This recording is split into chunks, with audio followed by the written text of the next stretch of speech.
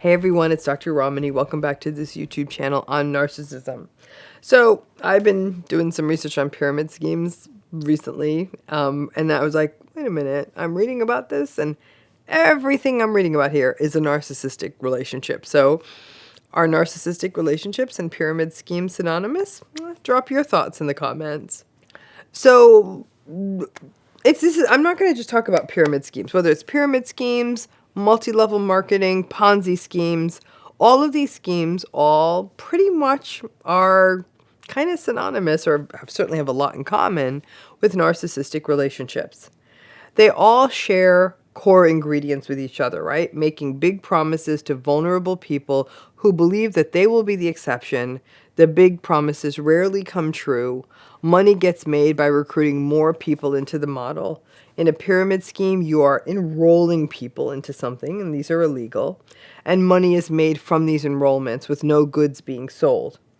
In multi-level marketing schemes, you have people recruiting people to sell merchandise, but more profit for folks in the marketing scheme is made through recruitment than sales, but there actually is something being sold.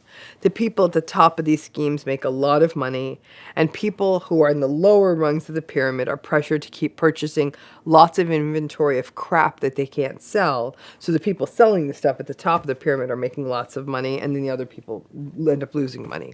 In a Ponzi scheme, you may actually make decent money if you get in early, and your big gains are paid through people's investments who invest after you. And so it's not really about gains in the market, it's about taking other investors' money. And people will see those gains that someone else is getting early and want to get in. Those early winners become like flying monkeys who can almost serve as a recruitment tool for the hapless people who come in later and lose everything. In a Ponzi scheme, if you wait too long to get your money out, then you're out of luck. The Ponzi scheme will always ultimately fail, and then your money is gone. Most people are losers in these schemes. I think we can confidently say, though, that all pyramid schemes and similar ventures are all similar to narcissistic relationships.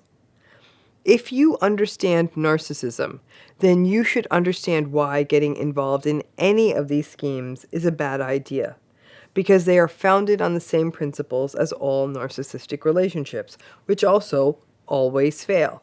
Those principles include love bombing, charm and charisma offensives, future faking, gaslighting, manipulation, fears of ostracism or being alone, playing on vulnerabilities, and taking no responsibility, lots of flying monkey type stuff. And then these schemes and narcissistic people merely move on to their next victim, who is even often more vulnerable than the original people who were harmed. So if you have been caught in a pyramid scheme, or in an MLM scheme that left you financially wrung out, or in a Ponzi scheme, you may not have known it, but you've been in a narcissistic relationship. So let's start with the love bombing of it all. Mostly, this consists of telling you that you are just made to be an independent business owner, or would be an absolutely brilliant salesperson, or that you're some kind of inspiration to other people. In some cases, the love bombing consists of them playing hard to get. Bernie Madoff did that, right? Saying, not sure if you have quite enough money to invest with me. And the person is almost begging, the person with the investment is begging for the Ponzi schemer to take their money. It's again a very common narcissistic play of love bombing by being slippery or playing hard to get. But this love bombing means that they often hang shiny things in front of people. You're going to be so rich. You were made to be rich. People don't see how great you are, but we do. If you've never heard that kind of encouragement in your life, or you are in a dead-end or soulless job, hearing these kinds of things can feel really compelling. Next up are the charm and the charisma, right? You know me. I think they're actually really unsettling qualities.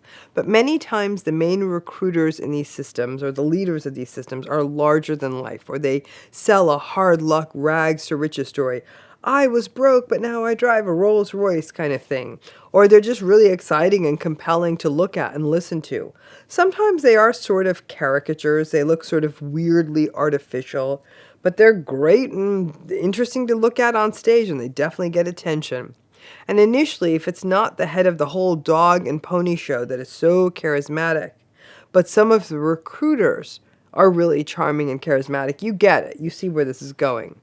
But I'm to say, so in the dark corner of the world that I have to live in, charm and charisma are dangerous. You know how I feel about it, but at the top of these schemes, we see that this is what those people present as. Then, all of these pyramid schemes are characterized by future faking. You're going to make more money one day than you ever imagined. You're going to have this fancy car. You're going to have this kind of new lifestyle. There'll be testimonials from people who've claimed to make it big and now be independently well off, giving their families all kinds of new opportunities without ever having to leave the house and just working a few hours a day. If only you keep at it, then down the road, that's what's coming. The future faking may also show up as incentives you could get, like prizes and fun-filled conventions with A-list entertainers or vacations. And these are often shared on public platforms like social media. Look what you have to look forward to. So people keep scamming their own friends to buy crap they don't need or get recruited into systems that they aren't good for them so they can go on one of these culty vacations. The promise of down-the-line returns is what keeps people hooked into these schemes. And the more clever schemes may actually result in a person who's early on making some decent money up front. But then the pressure becomes for a person to, for example, buy more and more inventory or recruit more and more people. By now, people may have quit their jobs or become reliant on the money they thought they were going to make and need to keep the whole thing rolling. Just like in a narcissistic relationship where people are drawn in by the hope of the promised marriage or the house or the children or the raise or the promotion. And then you make the leap into the relationship with confidence that the someday better is coming. And the problem is the someday better never comes. And of course, then there's the gaslighting, the hallmark of every narcissistic relationship. The clever twist of manipulation of these kinds of pyramid-like schemes is often that when it's going well, it's because of all the fantastic sales support and the community and the family and the wonderful brand that just sells itself, and because you're so well supported, that's why it's going well for you. Your success is attributed to the excellence of the scheme. Now, caught up in the fever dream of your own success, you attempt to recruit more and more people because you genuinely believe you're having a wonderful experience. But because these are unsustainable, just like all narcissistic relationships, once things are no longer going as well, and they won't go as well for much longer, well, then they blame you. I guess you aren't committed enough, or you're not working hard enough, or you're not manifesting enough. At this point, the despondency of failing and also feeling like you're being cut out of a social group you have formed with these other people can leave many people blaming themselves, just like in a narcissistic relationship. It's all very manipulative, playing on vulnerabilities. Vulnerabilities can be things like people who have small children and want to be able to make money at home or bring more money into a family that might be struggling or just become more financially independent. And shifting blame and running hot and cold, being so seductive to get you in, but so cold and detached when, for example, you might ask for money back on unsold inventory or raise concerns about the business model. And then there's the playing upon the universal fear of being alone and the sense of isolation. Now, you may not see this as much with a Ponzi scheme, but certainly in pyramid and multi-level marketing structures, the social piece is often the hook for people. The idea that people are cheering you on and you belong to something actually plays on one of the most compelling needs that a human being could have.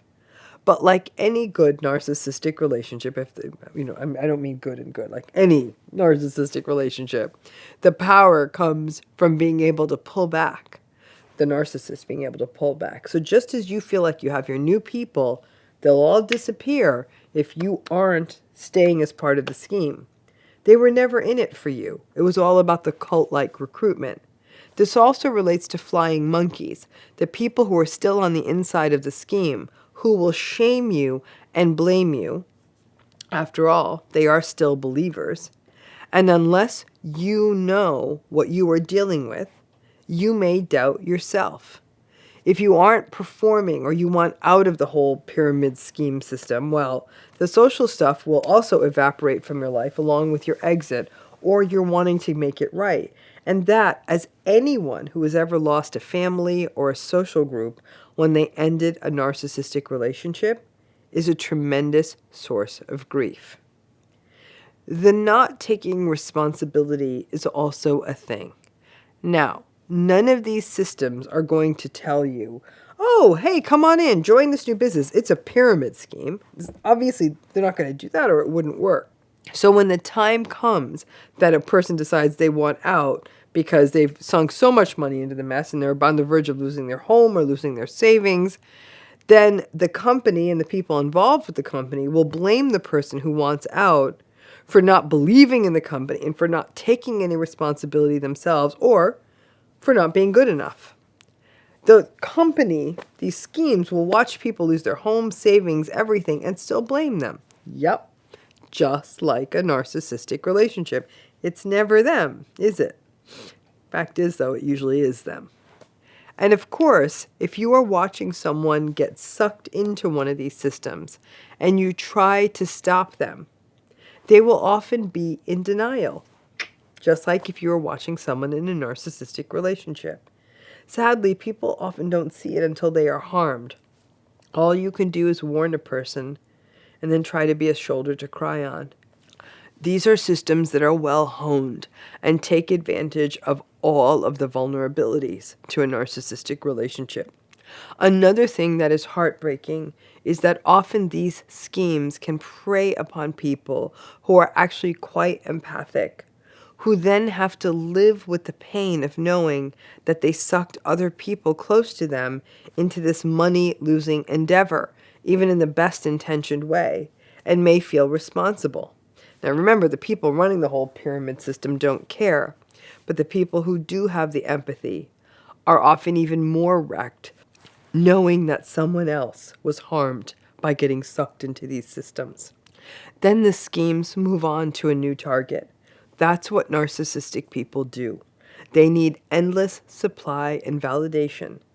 So they have no empathy, they don't care, finding new targets is natural for them. In these pyramid types of schemes, it's not unusual for them to start spreading to other regions of the world or to groups that may not yet be onto them. Once a narcissistic person has burned enough bridges in one place, they may relocate. Same thing.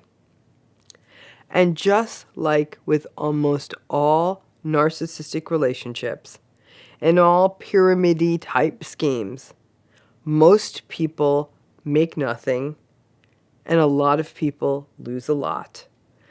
There are very few winners in narcissistic relationships, and there are very few winners when it comes to these pyramid-like systems.